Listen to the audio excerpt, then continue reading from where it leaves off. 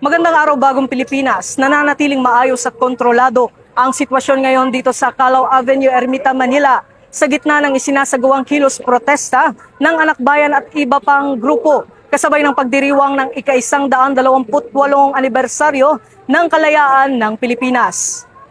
Ayon sa mga otoridad, sinubukan ng ilang rallyista na gibain at lampasan ang inilatag na barikada ng pulisya.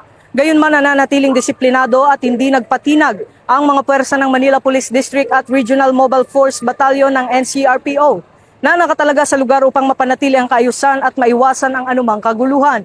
Agad na tumugon at nananatiling nakapwesto ang mga Civil Disturbance Management Contingents na nagsagawa ng naaayon at professional na crowd management measures upang mapigilan ang paglabag sa itinalagang security perimeter habang iginagalang ang karapatan ng mga demonstrator habang iginagalang ang karapatan ng mga rallyista sa mapayapang pagtitipon.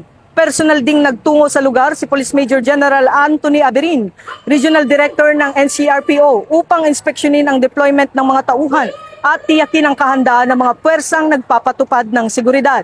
Sa kabila ng tensyon sa ilang bahagi ng programa, nananatiling matatag at mahinahon ng mga pulis na nagsasagawa ng kanilang tungkulin upang mapanatili ang kapayapaan, kaayusan at kaligtasan ng publiko. Patuloy naman ang mahigpit na pagbabantay ng MPD at NCRPO sa lugar upang matiyak ang mapayapa at ligtas na pagdiriwang ng Araw ng Kalayaan.